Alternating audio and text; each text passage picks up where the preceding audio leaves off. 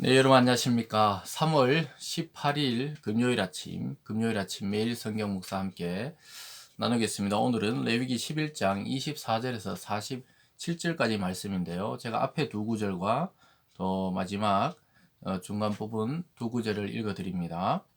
이런 것은 너희를 부정하게 하나니 누구든지 이것들의 주검을 만지면 저녁까지 부정할 것이요 그 주검을 옮기는 모든 자는 그 옷을 빨지니 저녁까지 부정하리라. 아멘.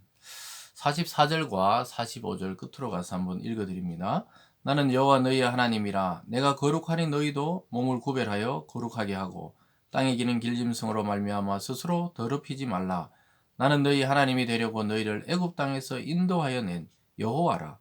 내가 거룩하니 너희도 거룩할지어다. 아멘. 오늘 본문의 내용을 중심으로 하나님을 닮아가는 자들, 하나님을 닮아가는 자들이라는 제목으로 말씀을 증거하겠습니다. 오늘 본문 내용은 어제에서 계속 이어지는 내용인데요. 우리가 어제 보면은 부정한 것과 또 정한 동물 이렇게 해서 구별된 삶을 살아라 이렇게 했는데 이어져서 오늘은 그 부정한 동물의 죽음 또는 정한 동물의 그 죽음 또 그리고 마지막에는 하나님이 이 율법을 주신 이유, 그 목적, 그 핵심적인 내용이 마지막 구절들에 나와 있습니다. 그래서 거룩하신 하나님께서 택한 거룩한 성도의 삶이 어떠해야 되는지 계속 살펴보고 있습니다.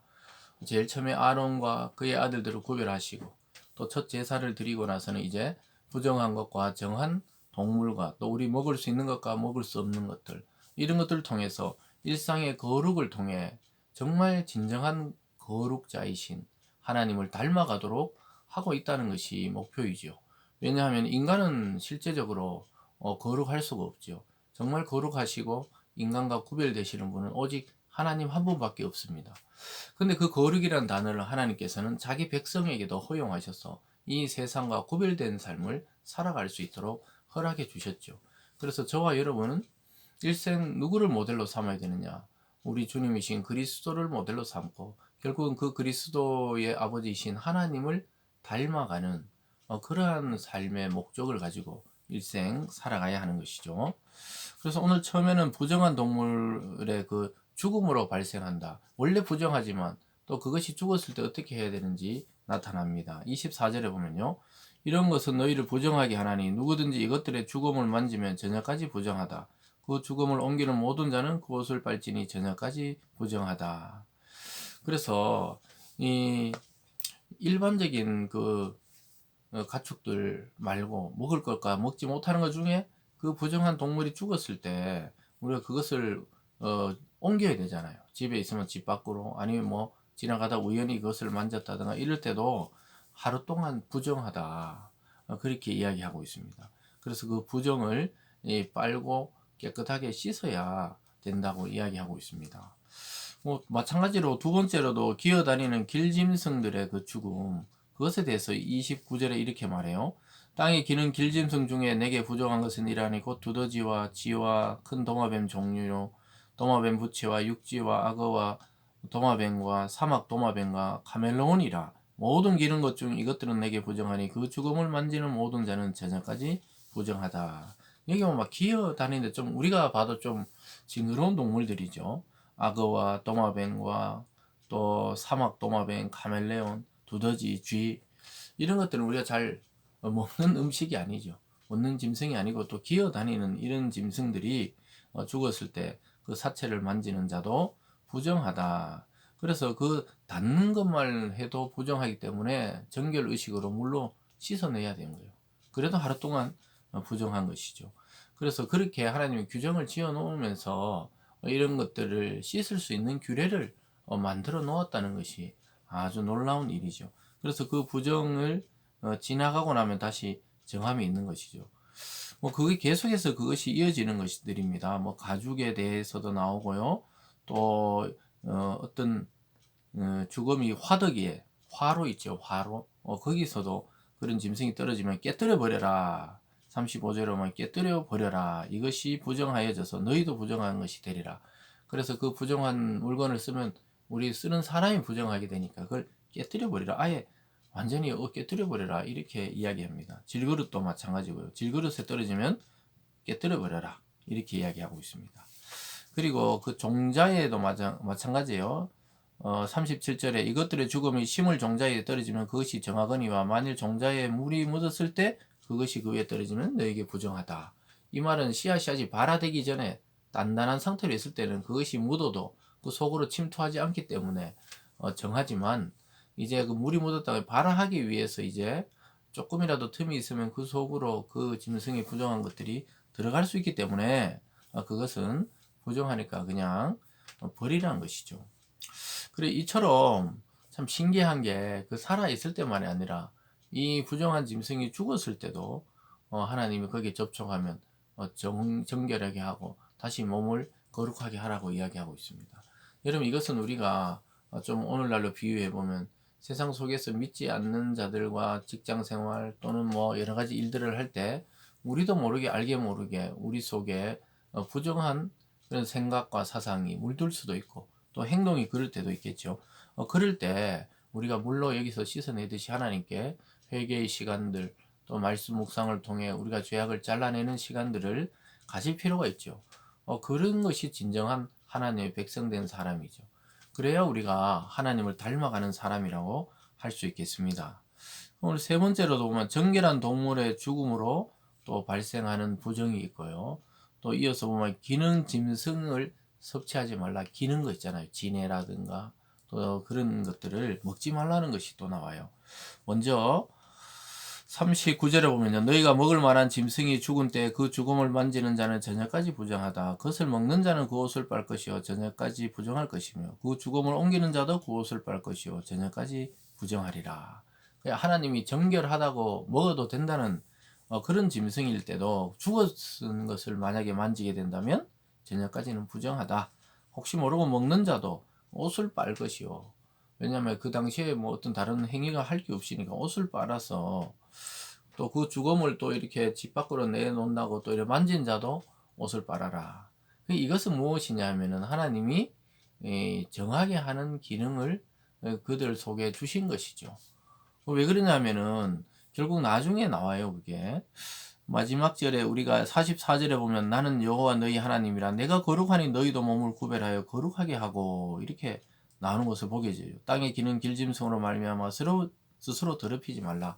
여기가 핵심입니다. 하나님이 나는 너희 하나님이라 내가 거룩하니까 내 백성인 너희 몸도 구별되고 거룩하게 하라는 것이죠. 그러니까 사실 앞에 뭐 쭉 긴 내용이 나왔지만 핵심은 뒤쪽에 나오고 있죠. 왜냐하면 41절로 다시 가보면 땅에 기어다니는 모든 길짐승은 가증한즉 먹지 못할지니 쭉 이어다니면서 그 땅에 기어다니는 모든 기는 것 중에 배로 밀어 다니는 것이나 네 발로 걷는 것이나 여러 발을 가진 것이나 너희가 먹지 말지니 이것들은 가증함이라. 너희는 기는 바 기어다니는 것 때문에 자기를 가증하게 되게 하지 말며 또한 그것 때문에 스스로 더럽혀 부정하게 하지 말라. 이렇게 말씀하고 있습니다.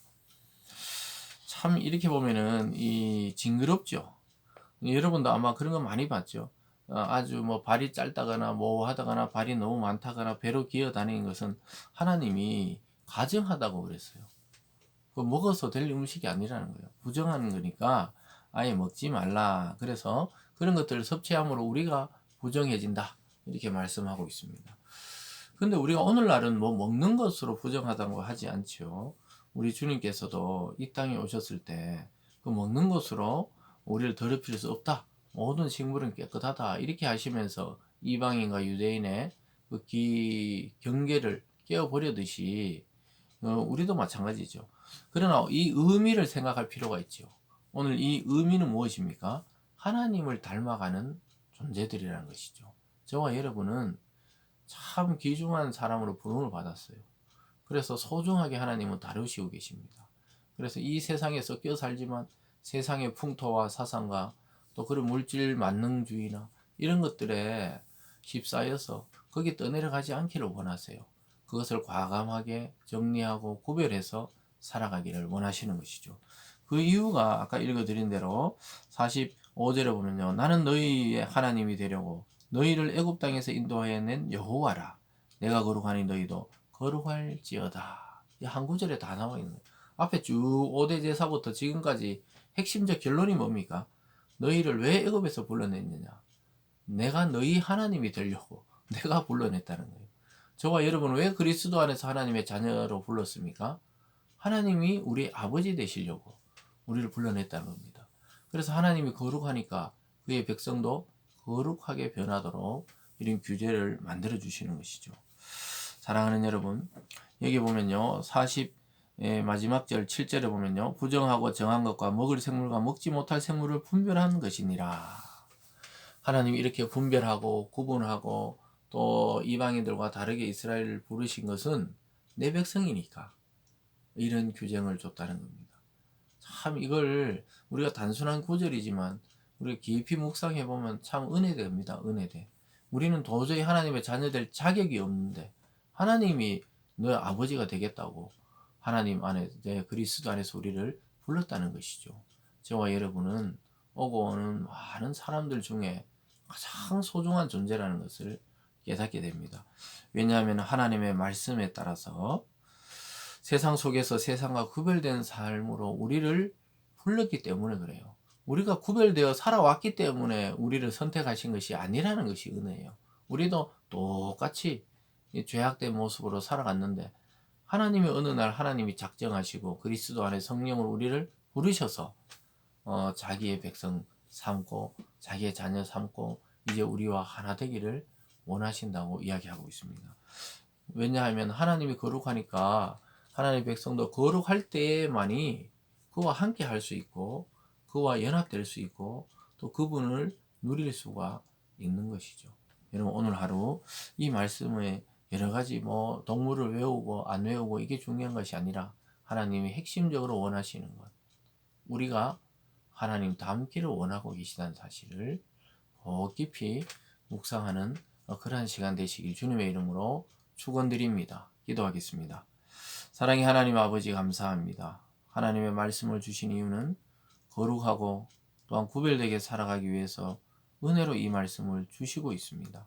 이스라엘 백성에게 이렇게 복잡한 것 같은 규례를 주신 것은 결국 하나님이 거룩하니 너희도 거룩해서 나와 하나가 되자, 이 말씀을 핵심적으로 하고 계십니다. 하나님 아버지, 예수 그리스도 안에서 우리를 택하시고 부르셔서 우리가 아무 공로 없어도 그리스도의 자녀로 살게 하시고 또 이 말씀을 통해 구별되이 살아가게 하심에 감사드립니다. 오늘 하루도 우리 마음에 정결한 마음을 주시고 하나님의 말씀에 순종하는 순종의 마음을 허락하여 주시옵소서. 감사드리며 예수님 이름으로 기도드리옵나이다. 아멘.